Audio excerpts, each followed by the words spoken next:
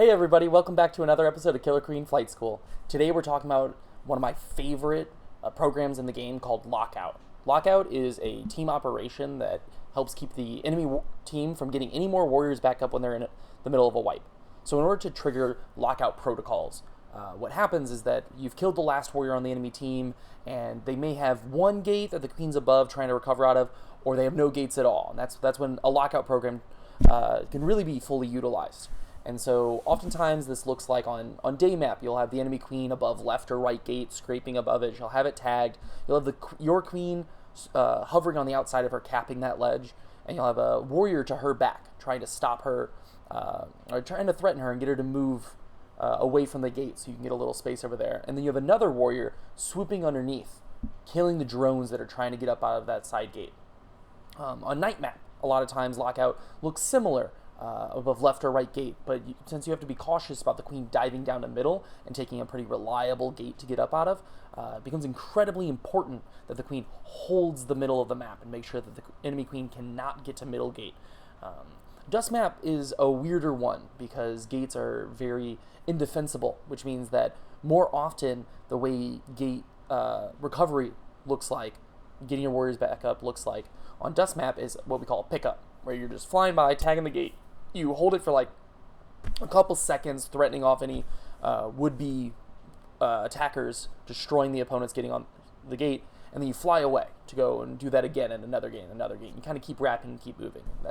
Those are good recovery programs on all maps, but we see it the most on Dusk map, which makes Lockout on Dusk one of the most interesting. In order to talk about effective Lockout, we really have to break down what the full program looks like, and you have to have I think 3 pieces to effectively run a Lockout protocol. Any less, and your chances of really holding it are significantly diminished.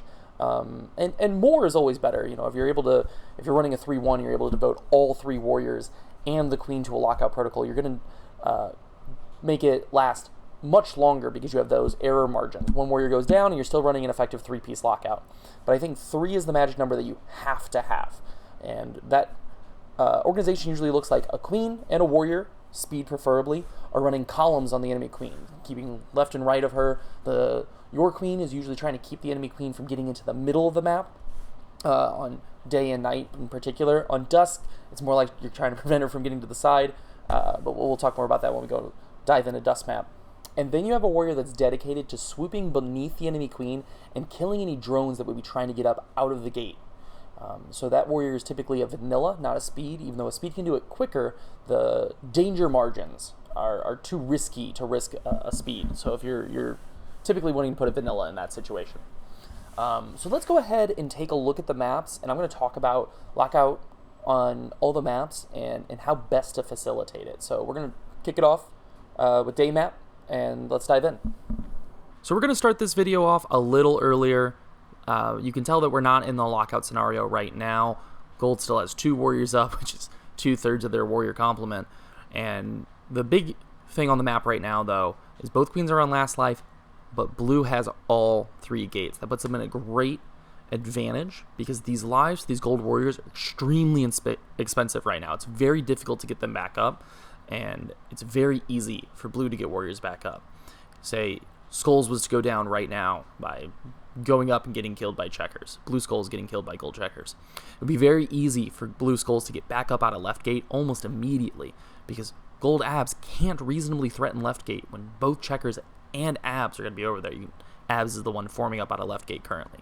So that means that blue warriors are able to play pretty aggressively because they have this map control. And gold queen has to go down and get right gate because she has no safe pathway toward the middle of the map because blue queen is taking a strong defensive position, blocking the entrance to the middle of the map. Now, whenever we press play, we're going to see everything move into a Lockout scenario rather quickly. Almost immediately, gold abs goes down to blue queen punishing her. And right away, blue warriors swoop in to deny right gate.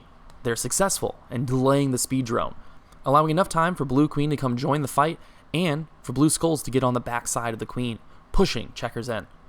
Both gold military pieces go low, trying to stop the blue contingent from denying their gate and killing their speed drone. Gold queen rightfully goes to the wrap and it rinse and repeats over at left gate.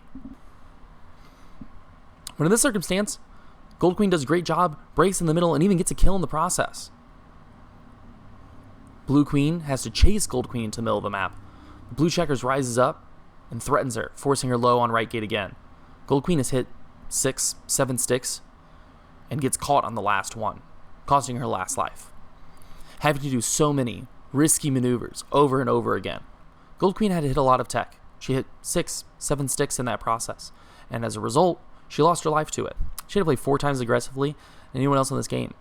Blue Queen, meanwhile, was able to play very passively, going low only once, trying to hit a punish on Gold Queen over at left gate in this entire clip. Blue Queen being very patient and not having to risk anything meant that Blue had very little to lose in these situations and a lot to gain, as Snail moved itself from the middle of the map to past the warrior gate. So that's a good look at day map. So now we're going to go ahead and take a look at night map and what good lockout looks like over there.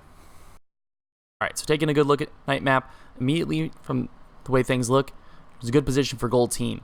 Blue's running a little berries, nothing too dangerous so far. Snail's off the rope. Blue has no warriors and no gates.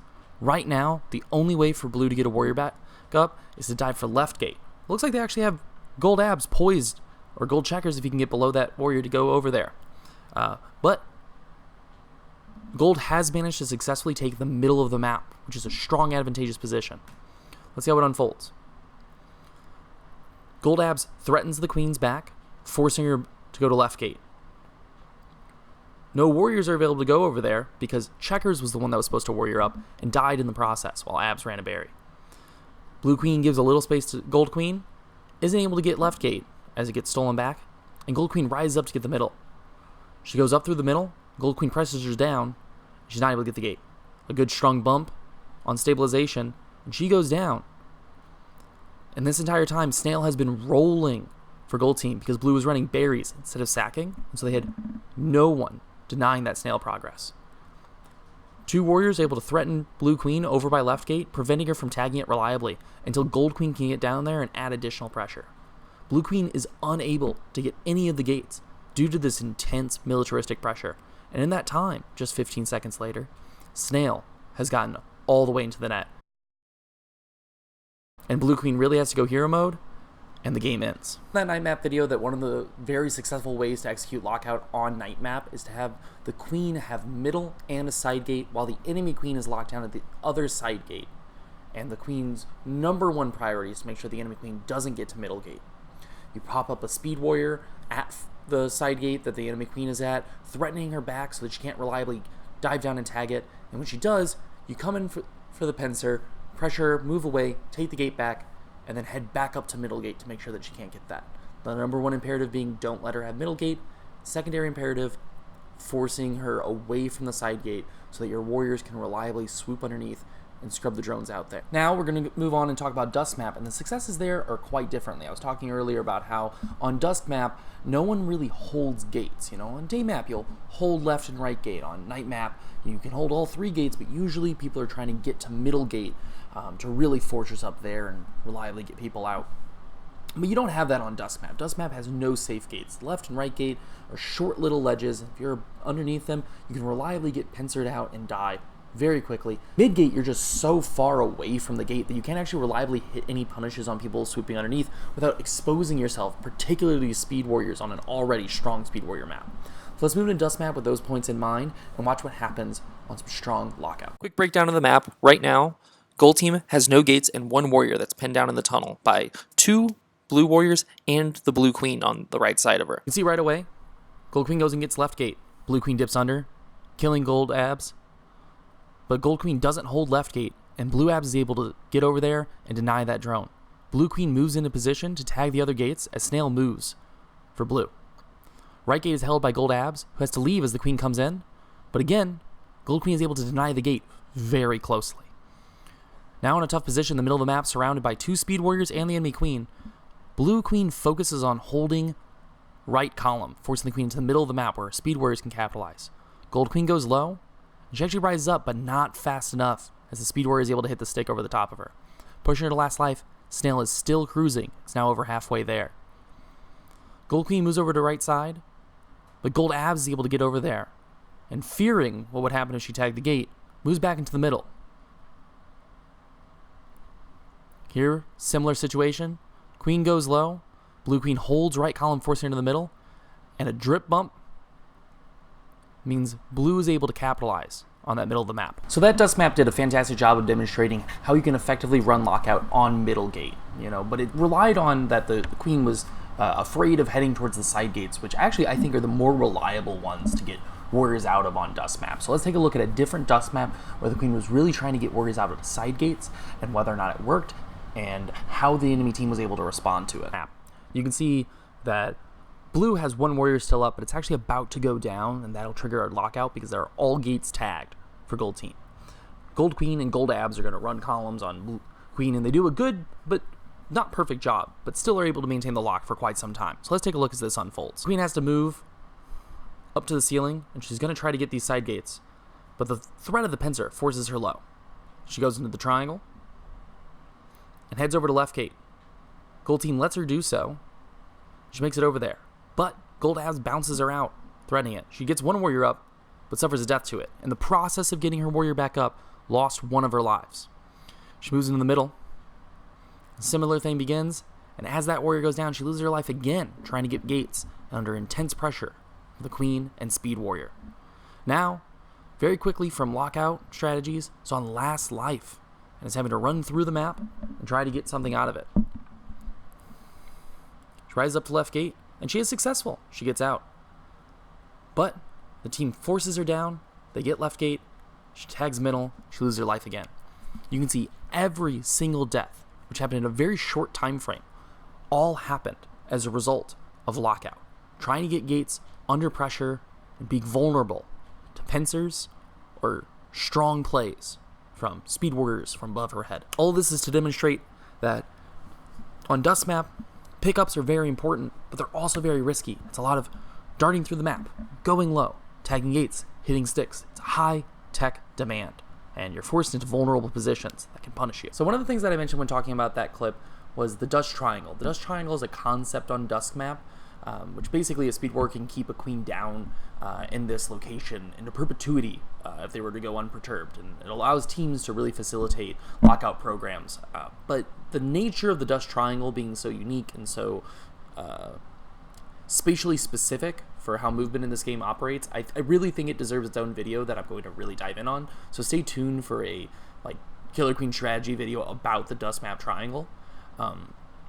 In the meantime, what I want to do with the rest of this video is I really think that it's important that if I'm telling you this is what you should do, and this is how Lockout is best operated, it's because there are weaknesses to running it in any other way.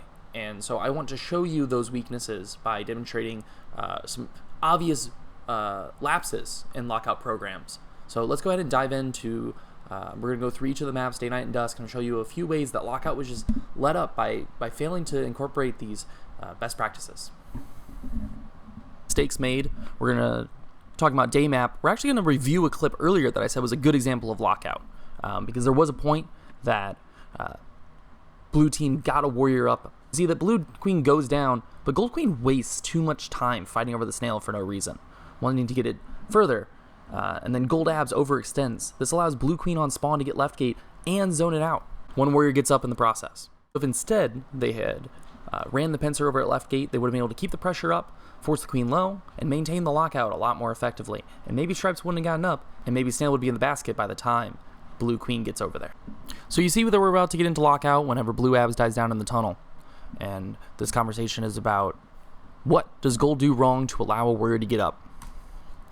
You can see that when blue queen tags the speed gate, gold queen kills a drone, wasting horizontal movement, and then also tags the speed gate, slowing her movement. This allows blue queen to get over to right gate and tag it. The big mistake here was that there were two military pieces in position to deny that gate for gold team, stripes and skulls. Stripes played it safe, holding the middle, and skulls actually went for a hover transfer, trying to get over the top of blue queen, who was able to hit her stick. Now, one of them absolutely should have gone low on the gate, but due to a lack of division of roles, a lack of communication, neither of them did, and one warrior gets out of right gate. That warrior will be able to spawn through gold stripes and potentially alleviate this lockout. Next clip for night map hinges upon the point that I keep trying to hammer home, which is that it's the queen job to hold the middle of the map. Day map, making sure that you have middle and the opposite side gate so that you can contest at that position. On night map, doing the same, but being more cautious, because if you overextend towards the side gate, the enemy queen can dive down and take middle from underneath you, so you can't push as hard as you can on day map trying to shove them into the wrap. So this is actually exactly that issue is what's going to happen on this clip for night map. Let's play it out. Gold queen goes up, she dives back down. Blue queen thought she was going to go back for right, so she's able to get in, and immediately a speed drone dropping through the wrap gets up. One more bump, and that's the formation, and that's the end of the lockout. And how it managed to get let up by blue team. See that gold has no warriors, the third warrior just went down over by middle gate, but they do have the two side gates. Gold queen actually takes all the warrior gates, but because of berry scarcity, none of his drones are in positions to be able to get back up since they just went down and are going to get berries. Snail is close, and with no drones able to try to get up, they rush over. But you can see that warriors didn't guard the gates, and immediately Stripes is able to get out of right gate, purely because of a mistake from blue checkers. Gold queen works to tag more gates and gets a kill as blue queen tags the speed gates. And now, because blue queen didn't focus the lock on the warrior gates, gold was able to reliably get up 3 warriors with Snail in an imminent position. If that lockout had persisted for just 5-6 seconds, then that team, gold team, would have really struggled to be able to make any meaningful pullback on the Snail, and that might have been the end of this game. But instead, they had their full complement, and they actually begin to turn this around, putting blue down to 1 warrior. This next clip I want to make sure to cover, earlier I was talking about berries on night map as a tool to get out of lockout, and I actually was pretty cynical about the concept. If you have 2, 4, 6 berries and the team doesn't really need to remove that many warriors and put a lot of pressure on ledge, it's really not a concern. But that's only true whenever very few berries are in. So let's take a look at a different example. But in this circumstance, in a full wipe, you can see that blue has a lot of berry pressure. They only need 4 left, and they're sacking the Snail, which is a great move from them. The scary thing is that if all 4 drones for blue were to run berries, they could win the game in a single flood. That means that gold queen cannot play the board 100%. She has to keep pressure on ledge to prevent the enemy queen from clearing out her ledge guard. And as a result, you can see that 2 gates are still untagged. And the warriors don't play right for gold, favoring focusing on the Snail and forfeiting middle gate. It would have been okay to lose the Snail there, but letting up the lock is much worse. And as a result, they get 1 warrior up, it's a speed, and they actually get a second up due to the pressure that warrior is able to put on the other abs. Now, blue abs has killed Stripes, the Snail guard, and 2 warriors are up for blue, eliminating this lockout situation. Now let's take a look at Dusk map. Blue has lost all of their warriors. They only have 1 gate that gold queen is on the way to tag. She does so. Blue queen rises up to right gate, but a missed stick from gold queen actually gets her warrior killed, but she takes the gate back. But since blue is running berries, they are unable to devote that warrior over there, and they're keeping the Snail moving, which means gold queen tries to solo this situation and actually loses her life to it. She is able to get back to middle before any drones are able to get up, and blue queen tags right, and gold does the best she can and gets there in time. But she can't keep doing this forever, and eventually a warrior gets up out of middle. So you can see that lockout was good, not great, cost gold queen a life, and Snail did get from out of the tunnel to over by speed gate, but blue got a warrior back up, who now is exerting pressure on the Snail space and preventing the Snail from moving with blue queen. See another failure coming up. So gold does get a kill on blue queen here, but they immediately let up the lock. They kill the last warrior and a good pincer, but gold abs hesitates and doesn't go through the wrap over to left gate. And as a result, no one is over there pressuring left gate. There were 2 speed warriors they were able to get there, but neither of them prioritized it. By the time gold queen gets there, blue's already at right gate and no one's over there either. It's a little miscommunication from the warriors not prioritizing lockout. And as a result, a couple of pickups happen, and blue actually has a good 2 speed warriors up to be able to pull this Snail back right now. Actually, the end of this lockout video, I gave a rundown of what I think lockout looks like on all 3 of the tournament maps, And I discussed what the failures look like and how those are exploitable by queens looking to capitalize on those specific moments. I hope you found this video useful for approaches to Lockout and how you should run Lockout in the future. Stay tuned for the dust map triangle video that I talked about in the middle of this video. We've got other videos coming soon. I'm excited to be making some more content.